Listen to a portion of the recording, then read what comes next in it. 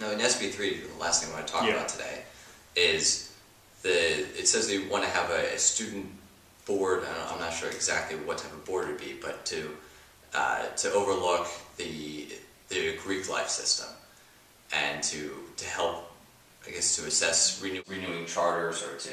No, it's more fundamental than that. Yeah, it's much more fundamental. Explain it is. Now, Greek life has been reviewed in various times during the history of the college. Mm-hmm. It was reviewed during my tenure when we had a committee of alumni and parents and students, Greek and non-Greek. Mm-hmm. And what we're saying in this SP3 is a fairly direct and dramatic statement. Is in 5 years, we will decide whether Greek life is appropriate for this institution or not. And that's what it is. And so there will be a committee formed, which will consist of Greek students, non-Greek students, parents, faculty, alumni, Greek, non-Greek, to do a pretty thorough examination of this, both nationally and internally, and to see if it is appropriate to our developing culture or inappropriate. And that's what that is about. Because if I'm getting this right, well, what if hypothetically there was a removal of Greek life, which I'm not necessarily for that idea.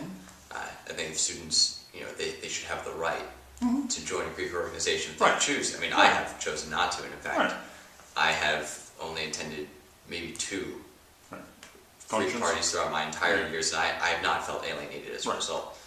But, I mean, Greek life adds a certain element to the school, in terms, not just in terms of community service. So they do, as a collective group, have the most amount of community service hours.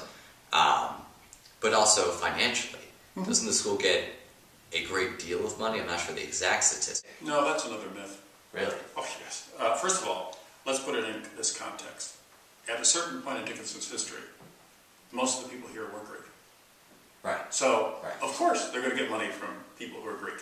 That's not that, but that isn't an argument that says because they're Greek they get money. Sure. No. And frankly, often when we've had people say, you're doing away with my fraternity or something, I mean, sometimes those donors haven't given us anything. So it's not, and most of our main donors, many of whom are Greek, they really don't bring this into their consideration. They're concerned about Dickinson College. But let me clarify something. And as you know, I was Greek when I was here. But in this case, this is simply responsible review of what we do. It may be the community decision that Greek life continues. Make certain adjustments, it continues. I have no prejudgment. So what would be the replacement? Would that be the special interest housing? I have no idea yet what would replace it. It may be, well, I think special interest housing continues today. It may be, if you look at what some institutions but I think it's faltering. It's kind of standing on its last legs.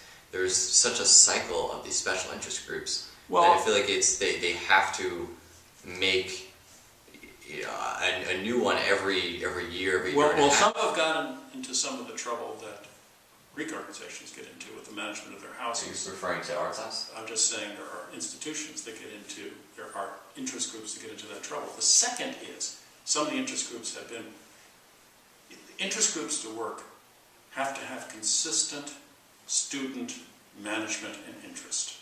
And that wanes, that goes, you'll have a couple of students one year who are really into it, and then the next year it drifts.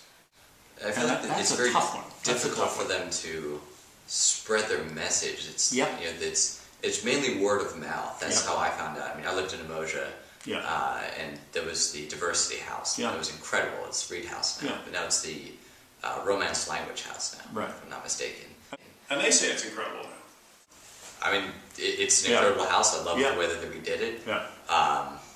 But I mean, to me, Emoja was a very special place, and it was very difficult for me. Actually, we tried to found the Special Interest Housing Council, and so that special interest housing could speak as a united voice.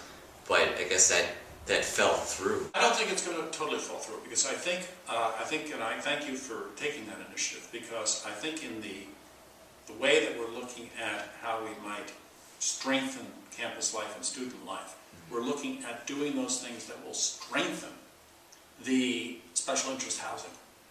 And that is some way of getting over this drift in student interest from one generation to the next. There has to be some kind of consistency, and there have to be some one of the most consistent organizations that at least I've witnessed has been the Arts House. But to me, it's a shame that it doesn't exist. I mean, as someone, I'm the son of an artist, and again, sometimes houses do things that the Greek houses will go away because of some of the things that happen. And it just, there has to be a certain but it's a certain conforming point, I to feel like community standards.